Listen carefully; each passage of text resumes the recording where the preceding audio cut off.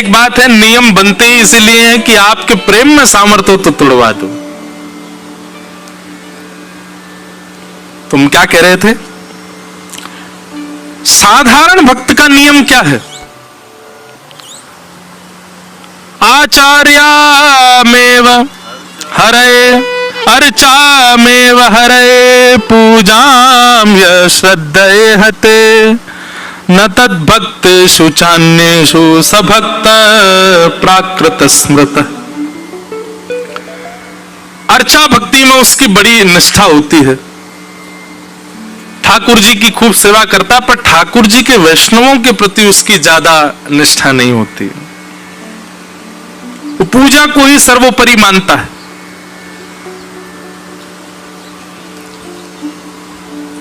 नारद जी महाराज गए प्रहलाद जी के पास, और श्री प्रहलाद जी महाराज उस समय अपने ठाकुर जी की सेवा कर रहे थे। तो नारद जी गुरु जी हैं, किसी ने जाकर के प्रहलाद जी से कहा, प्रहलाद जी, नारद जी आए, गुरु जी आए, और उस समय प्रहलाद जी सेवा कर रहे थे ठाकुर जी की। तो प्रहलाद जी ने केवल इतना कह दिया, नारद जी से कहो थोड़ी देर बैठे, आ रहा हूं। अब प्रहलाद जी ने अपमान के रूप में नहीं कहा था कि उनका अपमान हो। लोगों ने जाके कहा कि आप थोड़ी देर विराजो, प्रहलाद जी अभी आ रहे हैं। नारद जी बोले कोई नहीं, हम तो फिर आ जाएंगे, चले गए। अब नारद जी भी इस भाव से नहीं गए कि मेरा अपमान हुआ है, और प्रहलाद जी ने भी इस भाव में नहीं कहा कि उनका अपमान हो, लेकिन फिर भी प्रहलाद जी को भगवत अपराध लग गया, केवल इतना कहने मात्र से कि आप प्रतीक्षा करो, ठाकुर जी को प्रतीक्षा करवा लो, लेकिन भगवत भक्त को प्रतीक्षा मत करवाओ। हम एक बात आज तक समझे नहीं कि ठाकुर जी के भजन, ठाकुर जी की भक्ति, ठाकुर जी की सेवा से अतिरिक्त वैष्णव भक्त को एक वैष्णव की सेवा में निपुण होना चाहिए। कई लोग कहते हैं महाराज जी हमसे श्रृंगार नहीं आता, हमसे ठाकुर जी की पोशाक बनानी नहीं आती, ठाकुर जी को आदि आदि श्रृंगार सेवा हमसे होती नहीं, हम क्या करें? तो भाई तुम वैष्णवों की सेवा करो, वैष्णवों को भजो। एक बात सूत्र मान लीजिएगा, वैष्णव सेवा सबसे श्रेष्ठ और सबसे शुद्ध और सबसे भगवत प्राप्ति में सबसे ज्यादा अतिरिक्त शीघ्रता भगवत दर्शन कराने में सामर्थ्य यदि किसी में है तो वैष्णव सेवा में, भगवत सेवा में। ठाकुर जी की सेवा करते करते हो सकता है पूरा जीवन निकल जाए, ठाकुर जी ना मिले, लेकिन वैष्णव सेवा आपने कुछ वर्ष भी कर ली ना, तो भी ठाकुर जी का अनुभव होने लग जाएगा।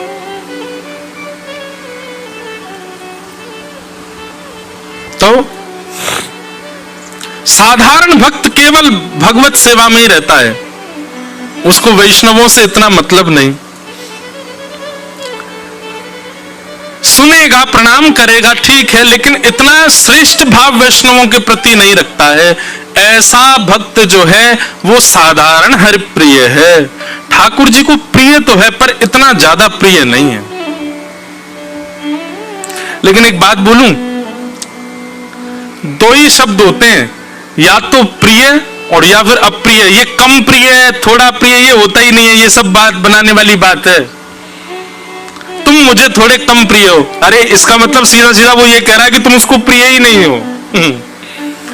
और हम तो एक बात कहते हैं, ठाकुर जी को ये ज्यादा गणित नहीं आती, कम ज्यादा वाला नहीं आता, उन पे तो दो ही आते हैं, पूरा पूरा और बिल्कुल ही कम। या तो वो बिल्कुल ही प्रिय बन जाएंगे आपके, या फिर वो बिल्कुल ही दूर हो जाएंगे आपसे। ये बीच वाला भाव नहीं होता था। यहां पर हमको थोड़ी दिलासा देने के लिए, थोड़े हमको मन में ये रहे कि हाँ ठीक है, इसलिए ये साधारण और मध्यम भक्त कर दिए। परंतु सीधी बात तो ये है कि मध्यम प्रेम और साधारण प्रेम होता ही नहीं है, प्रेम तो परिपूर्ण होता है। मध्यम और साधारण की कैटेगरी में यदि आप हो तो इस बात को लिख लीजिए कि आप बहुत दूर हो ठाकुर जी से।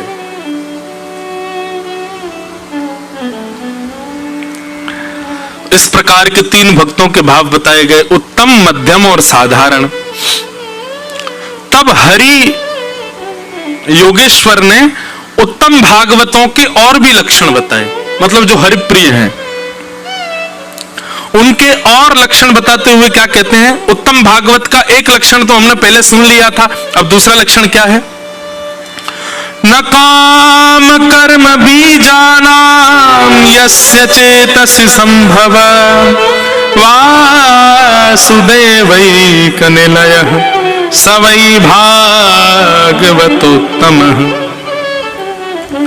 उत्तम भागवत का दूसरा लक्षण क्या? बहुत ध्यान से सुनो। न काम कर्म बीजानाम यस्य चेतसि संभव, उसके चित्त में और कोई कामना ही नहीं होती। ठाकुर जी की सेवा, ठाकुर जी की चर्चा, ठाकुर जी का भाव, इसके अतिरिक्त और कोई कामना है ही नहीं उसके चित्त में। यह उत्तम भागवत का लक्षण है। हम लोग कैसे हैं? सेवा भी करनी है, ये भी करना है, वो भी करना, उसको भी रिझाना है, इसको भी रिझाना है, इसको मना के चलना है, ये भी करना है। ये हम सब में रहते हैं। हमने सब जगह अपने पांव डाल रखे हैं। पर वैष्णव का क्या है? वो केवल ठाकुर जी के भाव में ही रहता है। उसके अलावा तो वो केवल नाटक करता है। आप लोग भी तो ये कह सकते हैं तो महाराज जी हम क्या करें, संसार भी तो देखना है, बच्चे परिवार सब इनका भी तो पालन करना है। तो हम एक बात बहुत स्पष्ट रूप से कहते हैं कि व्यक्ति को नाटक करना बहुत अच्छा आता है। हम सबको नाटक करना बहुत ही बढ़िया आता है। पर हम लोग उल्टा करते हैं, संसार में वास्तविकता रखते हैं, ठाकुर जी के आगे नाटक करते हैं। इसका विपरीत करो, संसार के आगे तो नाटक करो और ठाकुर जी के आगे वास्तविकता रखो। जैसे हमारे परिवार में और हमारे जानकारी में कई लोग ऐसे होते हैं, उनसे हमारा प्रेम नहीं होता, लेकिन फिर भी हम व्यवहार की वजह से वो बुलाते हैं तो हम जाते हैं। क्या करते हैं? वहां पे जाके नाटक ही तो करते हैं। जैसे ही घर में प्रवेश करेंगे वो कह आइए आइए आपको, अरे अरे वाह वाह वाह, अरे कितने अच्छे लग रहे हैं, क्या पहने तुमने, कितने बढ़िया, तुम्हारे बच्चे कितने बढ़िया हैं। जबकि मन में कभी आपका उनके प्रति प्रेम था ही नहीं, लेकिन फिर भी आप वहां जाकर के वो व्यवहार नाटक करते हो। भोजन कराने बैठे, बिल्कुल ही अब कैसी सब्जी बनी हो, और बहुत अच्छी बनी है, थोड़ा थोड़ा तो नमक डाल दो इसमें, तो वैसे बहुत बढ़िया है, थोड़ा नींबू निचोड़ दो इसमें, वैसे बहुत अच्छी है। आप नाटक कितना बढ़िया करते हो वहां जाके। ऐसा नाटक संसार में करो। संसार में सबके प्रति आपका नाट्य होना चाहिए, और ठाकुर जी के सामने वास्तविकता, वो वास्तविक प्रेम। बस्ती छोड़ एकांत बिठावे, बातन सो घबराही, ऐसो दुख दी जो ही माही, ऐसो दुख दी जो ही माही। बिनु पद कंज छटा दृग देखे, को सुहावे नाही, भोरी ऐसे दुख बिन प्यारी, जीवन व्यर्थ गवाही, ऐसो दुख दी जो ही माही, ऐसो दुख दी जो ही माही। बस्ती छोड़ एकांत बिठावे, बातन सो घबराई। अरे महाराज, आपको बीच में बैठा करके संसारी चर्चा होने लग जाए, संसार के आचार विचार व्यवहार की चर्चा हो, आपको उस समय घबराहट होने लगे, आप कहो भैया ठंडा पानी पिलाओ, मुझे बड़ी घबराहट हो रही है, संसार की चर्चा हो रही है। ऐसी स्थिति हो जाए, बिन पद कंज छटाद्रग देखे, को सुहावे नाई। जब तक युगल सरकार श्यामा श्याम के ललित त्रिभंगी स्वरूप को ना देख लें, उनकी मधुर लीला को ना सुन लें, तब तक कोई सुंदर ना लगे, कोई सुहावना ना लगे, कोई अच्छा ना लगे। भोरी ऐसे दुख बिन प्यारी, जीवन व्यर्थ गवाही, ऐसो दुख दी जो ही माही। वैष्णव का स्वरूप है।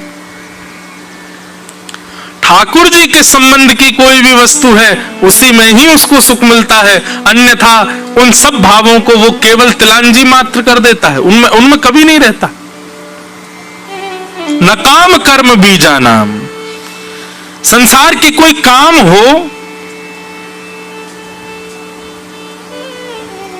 श्रेष्ठता से हो, इसमें उसकी कोई रुचि नहीं होती। एक बात बोलूं बंधुओं, थोड़ी अटपटी है पर वास्तविक है। आप संसार का कोई काम करते हो और वो काम आपसे बहुत अच्छे से हो जाता है, तो उसका मतलब क्या है? अभी संसारी भाव चित्त में बैठा है। लेकिन आप संसार का कोई काम करते हो, वो काम आपसे बन ही नहीं पाता है, संसारी काम, मायावी काम, वो आपसे हो ही नहीं पा रहा है। आप कितना भी प्रयास कर लो, आप उसमें निपुण कर ही नहीं पा रहे हो, तो निश्चित है कि आप उस कार्य के लिए बने नहीं, आपको ठाकुर जी ने स्वीकार कर रखा है। उल्टी बात है, लेकिन ये वास्तविक है। एक व्यक्ति मुझे मिला, बोले महाराज जी मैं 5 अटेम्प्ट दे चुका सीए के, बार बार फेल हो जाता हूं।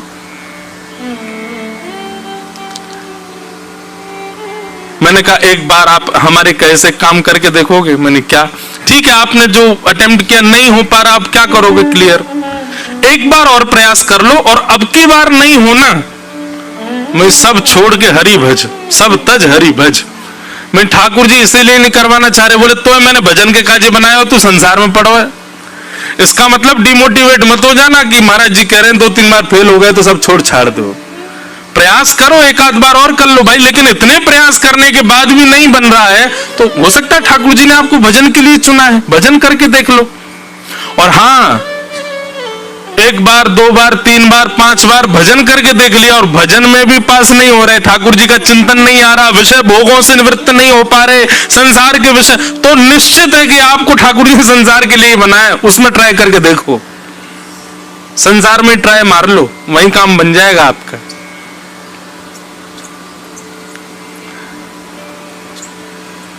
नकाम कर्म बीजाना।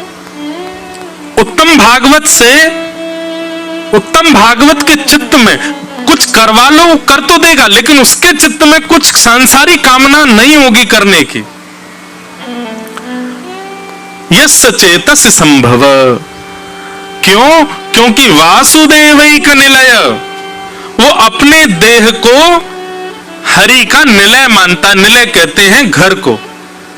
वो अपने देह को ही ठाकुर जी का भवन समझता है, अपने देह को ही ठाकुर जी की कुटिया बना लेता है। ये ठाकुर जी का घर है, इसमें ठाकुर जी भीतर बैठे हैं, इस भाव से वो अपने देह को रखता है।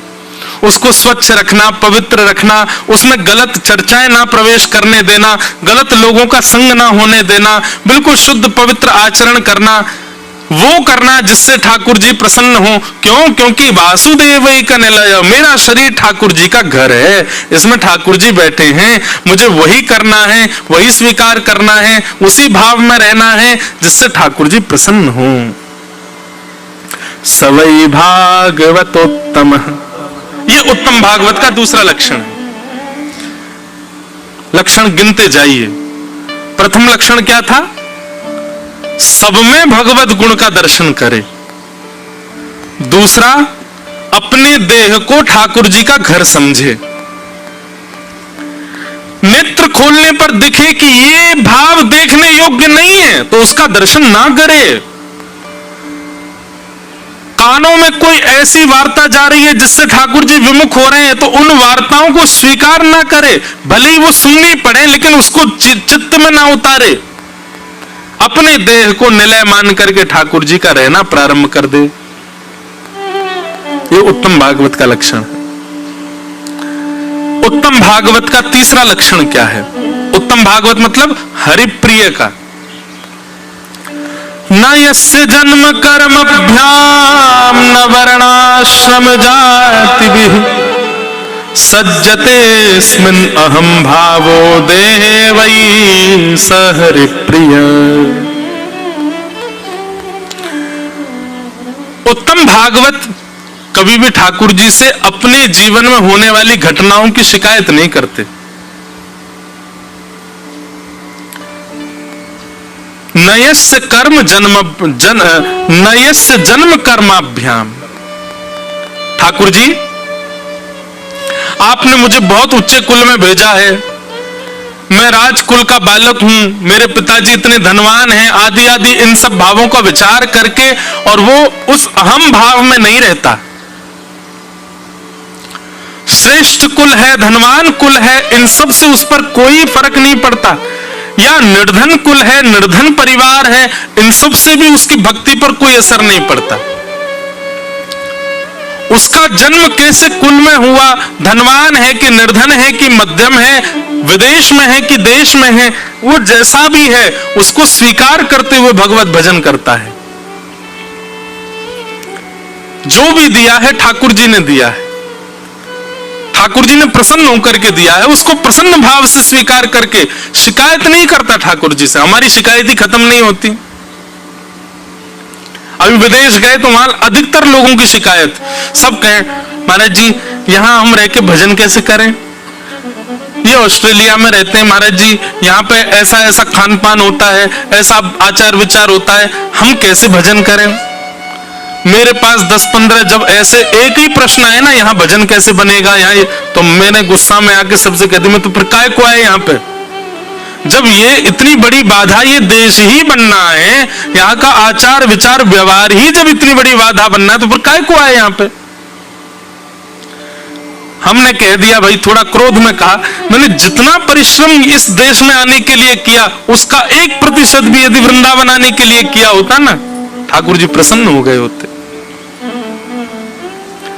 बंधुओं, हम लोग भगवत प्रयास कुछ नहीं करते। संसार के लिए हमारा प्रयास देखो, लोगों को विदेश जाना होता है तो उसके लिए फंड इकट्ठा करना, वीजा अप्लाई करना, पेपर्स बनाना, दिन रात लग जाते हैं महाराज, कैसे भी करके मैं पहुंच जाऊं।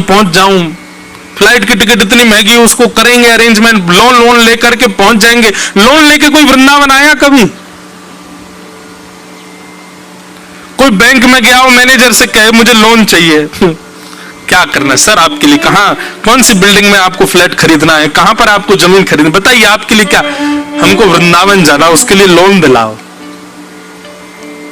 कोई लोन लेकर वृंदावन नहीं आया। कर्जा लेकर के दुनिया के भोग भोग ले, कर्जा लेकर के वृंदावन कौन आया? वृंदावन में ऐसे एक माता जी को मैं जानता हूं, कर्जा लेकर के हर साल कर्जा लेकर के ठाकुर जी का 56 भोग करती थी। लोगों से पैसा ले लेती और फिर उसके बाद में बढ़िया सुंदर ठाकुर जी श्री राधा रमन लाल जी का 56 भोग, राधा वल्लभ जी का क्या कहते हैं श्रृंगार, श्री बिहारी जी में बंगला, ये सबका नियम था, कर्जा लेकर के करती। और फिर क्या करती, उसके बाद में किसी के घर में झाड़ू पोंछा बर्तन करके, बत्ती वगैरह बना करके, कहीं कोई ऐसे छोटे मोटे काम करके जो धन आता उससे कर्जा चुकाती रहती। साल भर में कर्जा जब चुक जाता तो जिन जिन का कर्जा चुकाती उनसे कहती मैं फिर मांगू तो दे देना, पर मैं वापस लौटा दूंगी। कर्जा ले ले करके ठाकुर जी का बंगला करवाओ, भोग करवाओ, श्रृंगार करवाओ। अब संसारी लोग इस बात पर हंस सकते हैं, बताओ कर्जा लेके बंगला बनवाना ये कोई बुद्धिमानी वाली बात है? भाई वैष्णव ये कहते हैं कर्जा लेकर के विदेश जा रहे हो, ये कोई बुद्धिमानी वाली बात है? और लोन लेकर के करोड़ों का घर बनाए, कोई बुद्धिमानी वाली बात है? इससे बढ़िया तो 20-25 हजार रुपया, 50 हजार रुपया खर्च करके वृंदावन में कुटिया बना लेता। वो बुद्धिमानी। वैष्णव की बुद्धि अलग है, संसार के लोगों की बुद्धि अलग है। संसार के लोग तो आप पे भी हंसेंगे, बताओ ये कोई बात 4 बजे उठ के नहा धो के भाग के कथा सुनने जा रहे हैं? इससे बढ़िया 8 बजे तक तान दुपट्टा जब मैं बोलता हूं किसी को हमारी कथा आ जाना, कहां पे महाराज ऋषि, ओहो हम तो जरूर आएंगे। मैंने पर कथा का समय सुबह 5 बजे से है, 5 बजे से महाराज जी हम तो सोते 3 बजे हैं। एक व्यक्ति है, मेरे मित्र हैं, तो वो कहते हैं मुझसे मैंने आपकी सारी अकिंचन कथा सुनी है। तब अकिंचन कथा होती थी 3:45 बजे। तो मैंने कहा आपने कथा अकिंचन सुनी, आप इतनी जल्दी उठ करके सुनते थे, मुझे बड़ा अच्छा लगा भाई सुन के, इधर आओ हृदय से लग जाओ, तुम सुबह उठ करके कथा सुन। वो नहीं उठ के नहीं सुनता था, वो मेरे सोने का समय होता था। मैं 3:45-4 बजे तो सोता था, तो उसी समय आप लाइव आते थे तो मैं सुन लेता था, थोड़ी देर सुन के फिर सो। मैंने कहा वाह भाई ये तो तूने उल्टी बात करी संसार के लोग तो आपकी इस बात पे भी हंस सकते हैं कि आप सुबह 5 बजे इतनी दूर काहे को जा रहे हो भाई कथा सुनने, इससे बड़े घर बैठे सुन लो। कई लोग बेचारे अभी भी लाइव देख रहे हैं, उनके घर वाले आने नहीं दे रहे या उनके किसी काम से, बोले इससे बढ़िया यही सुन लो, वहां जाके क्या करना। कोई कह रहा है ऋषिकेश में फ्लड आ रहा है, कोई कह रहा है कांवड़ यात्रियों की भीड़ लगी है, कोई कह रहा है जे कुछ हो रहा है यहाँ पे। अरे भय गए भैया हम तो, देखो ओहो लैंडस्लाइड हो गया, ऊपर से पत्थर मेरे ऊपर ही गिरा। ये बहाने जो है ना, ये वैष्णव नहीं बनाते। बहाने वैष्णव कब बनाते हैं? हमारे बेटे का जन्मदिन है, आप जरूर आना। ओहो मैं तो नहीं आ पाऊंगा। क्यों? जबरदस्ती झूठ बोल देगा। क्यों? बोले वो घर में बहुत जरूरी काम है और ऐसे ऐसे करना है, फोन आ जाएगा आप हमारे बेटे के ब्याह में आना। अरे मैं नहीं आ पाऊंगा। क्यों? कल गिर गया, पैर टूट गया, प्लास्टर चढ़ा है मेरे, तो जबकि प्लास्टर है नहीं फिर भी झूठ बोल देगा। वो संसारी कामना, संसारी भावों में जो है झूठ बोलता है, संसारी भावों में बहाने बनाता है, भगवत भाव के लिए बहाने नहीं बनाता वैष्णव।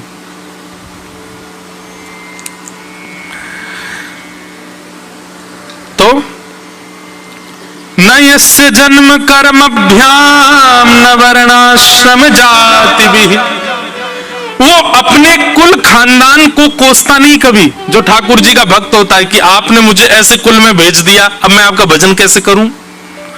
ठाकुर जी आपने मुझे ऐसी जगह जन्म दिया है, मैं यहां रहकर के आपको कैसे भजूं?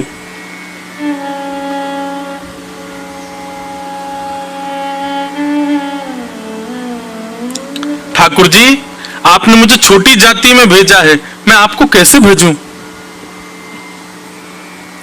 ये जाति भेद, जन्म भेद और ये सारे जो बहाने हैं ना, ये वैष्णव नहीं लगाता है। कबीरदास नहीं मिलता हमारे देश को यदि वो अपनी जाति का भाव रखते तो। मीराबाई जैसी भक्त नहीं मिलती यदि वो राजकुल का भाव रखती तो।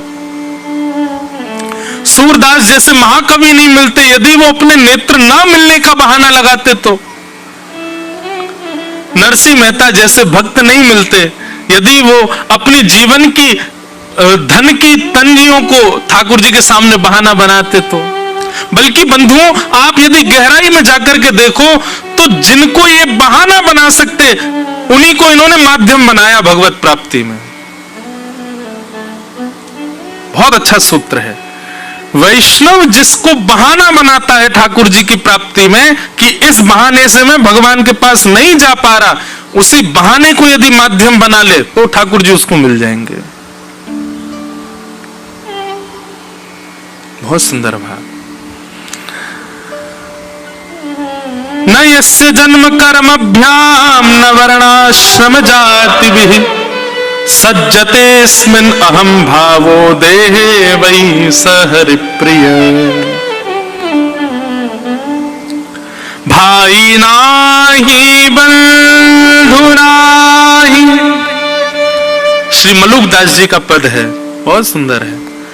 भाई नाही बंधु नाही, कुटुंब कबीलो नाही, ऐसो कोई मित्र नाही, जासो कछु कीजे।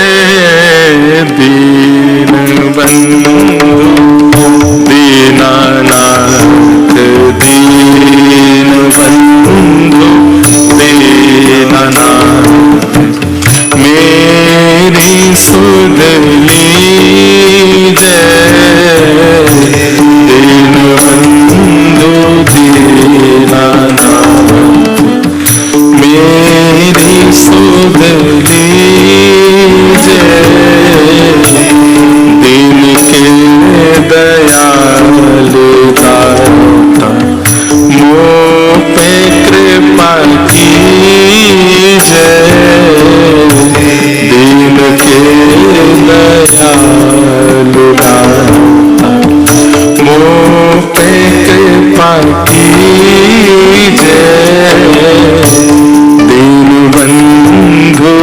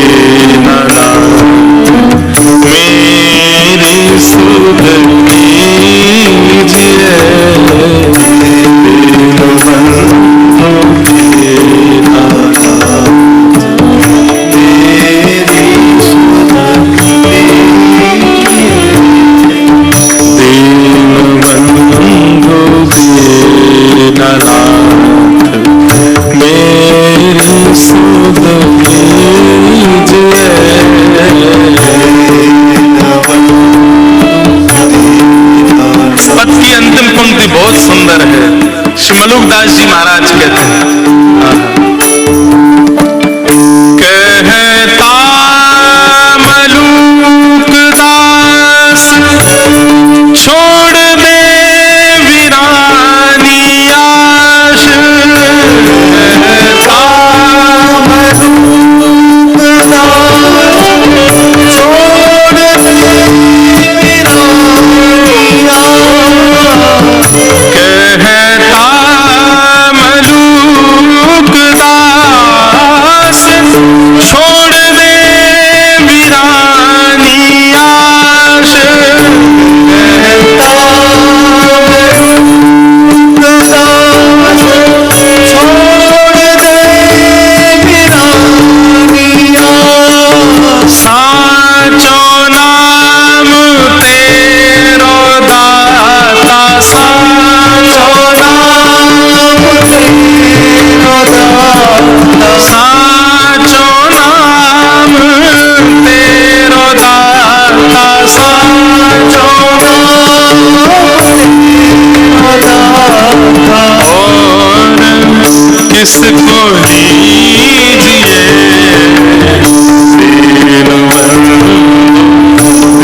दीननाथ मेरी सुध लीजिए,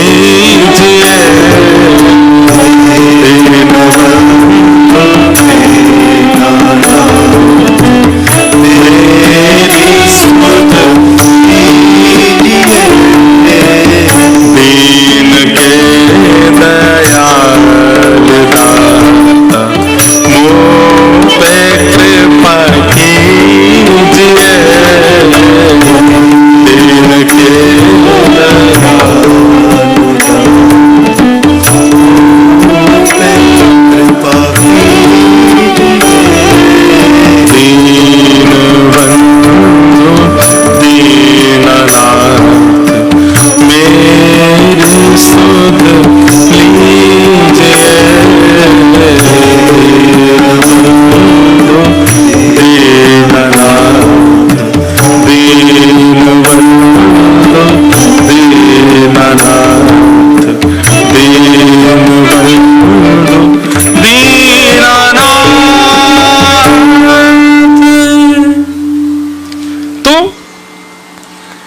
हरिप्रिय जो है वो अपने जीवन में घटने वाली घटना या अपने जन्म और अपने जाति के कभी बहाने नहीं लगाता ठाकुर जी से कि भगवत भक्ति मुझसे इसलिए नहीं बन पा रही, बल्कि वो बहाने ढूंढता है कि मैं भजन कैसे करूं। जैसे एक व्यसनी व्यक्ति कैसा होता है, मैं कभी कथा में बताया करता हूं, व्यसनी व्यक्ति कैसा होता है। आज मेरे यार की शादी है, आज मेरे यार की शादी हुई है, आज तो मैं पीऊंगा, आज पी ली। अब कल क्यों पी रहा है? बोल आज मेरी पत्नी मुझे छोड़ के चली गई, आज मैं बहुत दुखी हूं, आज तो पीऊंगा। कल सुखी था इसलिए पी रहा था, आज दुखी है इसलिए पी रहा है। ओहो, जिस काम के लिए 10 साल से प्रतीक्षा कर रहा था, आज मेरा काम होगा, आज तो मैं पीऊंगा। जिस काम के लिए 10 साल से लग रहा था, आज वो हमेशा के लिए खत्म हो गया, दुख में, आज तो मैं पीऊंगा। वो हर चीज में बहाने क्या ढूंढता है? पीऊंगा। आज तो मेरे मित्र आए, आज तुम रात में ऊपर छत पे पीएंगे, आज मेरे साथ कोई नहीं है, मैं अकेला हूं, क्या करूं, मन नहीं लग रहा, आज तो पीऊंगा। भगवत भक्त ऐसा ही हो। आज मेरे बुआ के बेटे की शादी, आज तो कीर्तन करेंगे। आज मैं पास हो गया भाई, कितने परसेंट? 89%, 95% आए हैं, पार्टी कुछ नहीं, आओ चलो ऋषिकेश में चलेंगे, गंगा किनारे कीर्तन करेंगे, महाराज जी की अकिंचन चल रही है, वो सुन के आएंगे। 10 साल से जिसके लिए लगा हुआ था, काम हो जाए हो जाए हो जाए, नहीं हुआ। आज मेरा केस जो था वो उसमें मैं हार गया, जो भी कुछ, आज क्या करेंगे? आज तो घर में उत्सव रखेंगे। ऐसा वैष्णव भक्त क्यों नहीं होता है? व्यसनी हमसे आगे क्यों चला जाता, हम क्यों पीछे पड़े रह जाते हैं? ये रेस चल रही है, दौड़ भाग चल रही है, वो व्यसन करने में होड़ लगाता है, व्यसन करने में कोई चूक नहीं छोड़ता, हम भजन करने में क्यों छोड़ देते हैं चूक? सुख की घड़ी हो, दुख की घड़ी हो, सब में व्यसनी व्यसन करता है। हम केवल सुख की घड़ी ही क्यों खोज के रखते हैं? अनुकूलता हो तो ही कथा क्यों सुनेंगे? अनुकूलता हो तो ही वृंदावन क्यों जाएंगे? अनुकूलता हो तो ही हम लोग क्यों भजन करेंगे? प्रतिकूलता में जैसे व्यसनी व्यसन नहीं छोड़ता, हम भजन क्यों छोड़ देते? हम भगवत भाव क्यों छोड़ देते? अपनी हर स्थिति में कोई बहाना ना लगाए ठाकुर जी के भजन के लिए। मैंने कईयों से कल पूछा, अच्छा 4 दिन के लिए आए हो? कल जाएंगे हम तो, हमारी टिकट हो गई महाराज जी। वाह, खुद से ट्रेन छूट जाए, लेट लपीट उठो और ट्रेन छूट जाए तब कोई दोष नहीं, लेकिन कथा छोड़ के ट्रेन जरूर पकड़नी है हमको, वो काम जरूर करना हमको। अरे जीवन के कुछ ये बल्कि मैं तो ऐसा कहता हूं सप्ताह कथा में 1-2 दिन के लिए आया करो, पर ये छोटे सेशन जो होते हैं ना 3 दिन के 4 दिन के, इसमें तो पूरे पूरे आया करो। इसमें वो भाव प्रकट होते हैं जो भाव सब जगह प्रकट नहीं होते।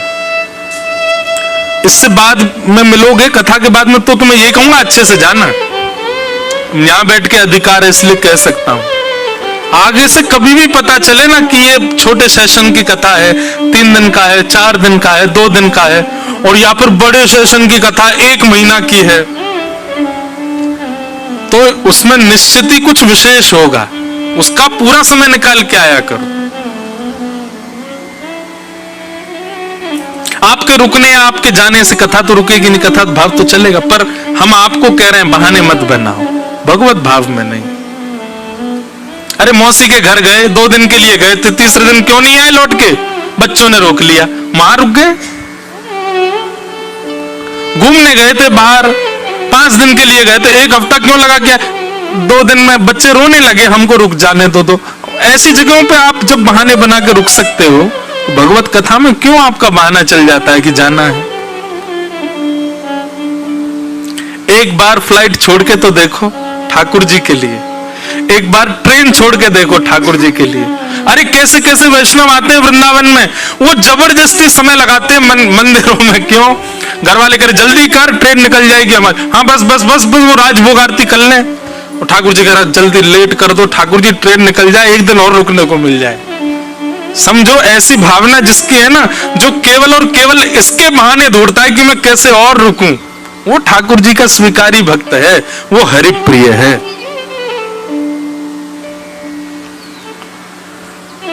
जितना सोचा है उतना ही किया ठाकुर जी के भजन में। जितनी अवधि सोची, जितना समय सोचा, जितना धन सोचा, जितना जो भी आपने जितना सोचा उतना ही किया, उससे 1% भी ज्यादा नहीं किया, तो अभी हरिप्रिय नहीं बने आप। लेकिन जितना सोचा उसके अधिक कर आए हो।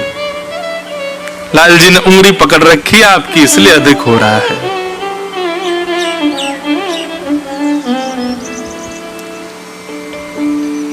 कई लोग इसमें मुझे भी कह सकते हैं तो महाराज जी 4 ही दिन की कथा क्यों कर रहे हो, 5 दिन की कर दो ना आप। पर मेरा तो भाव ये है ना कि मुझे यहां से छूट के कहीं संसार में थोड़ी जाना है, यहां से छूट के फिर कहीं कथा में ही जाना है, कहीं भगवत भाव में ही जाना है। यहां से छूट के कोई अपने व्यवहार के लिए तो जाना नहीं कहीं पर। यहां 6 को पूरी करके भी वृंदावन इसलिए जाना है कि 7 को ठाकुर जी का उत्सव हो सके। वृंदावन से भी आगे इसलिए निकलना है कि 11 तारीख से पंढरपुर में कथा हो सके। पंढरपुर में भी विश्राम इसलिए करना है कि 20 तारीख से जयपुर में कथा हो सके। हमारे लिए उद्देश्य विश्रांति का क्या है? दूसरी जगह भगवत चर्चा प्रारंभ ही तो है, तो इसलिए मुझे दोष नहीं लगेगा। मैं बहुत चतुर हूं, अपने सब काम बढ़िया सोच रखे मैंने। पर आपको यहां से जाट छूट के जाना कहां है? संसार में तो जाना है, काहे को जा रहे हो फिर?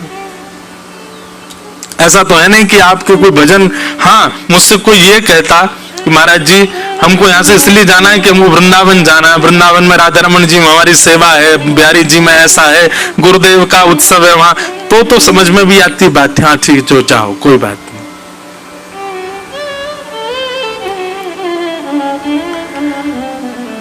हमको विदेश से 6 अगस्त को आना था लौट करके, पर जब हमारे आहूजा परिवार का यही बनना था कब होगी कथा, कब होगी कथा, कब होगी कथा, अक्टूबर का समय जो था वो भी नहीं हो पा रहा था, तो फिर विदेश का टिकट बन चुकी थी, 6 अगस्त को हमको पहुंचना था वापस, वो कैंसिल करा के 1 तारीख को आए ताकि यहां पर सत्संग कर सके, यहां पर आप सबके मध्य में भगवत भाव हो सके। कोई अपनी प्रशंसा नहीं कर रहे, पर बहाने भजन से भागने के नहीं, भजन में लगने के ढूंढो, तो समझो आप हरि प्रिय हो। तो सज्जतेस्मिन अहम भावो देहे वे स हरिप्रिय, ये हरिप्रिय का लक्षण है। यहां पर 4 दिन यही बताया जा रहा है, हरिप्रिय कैसे बनाया जाए, ठाकुर जी का प्रिय कैसे बनाया जाए।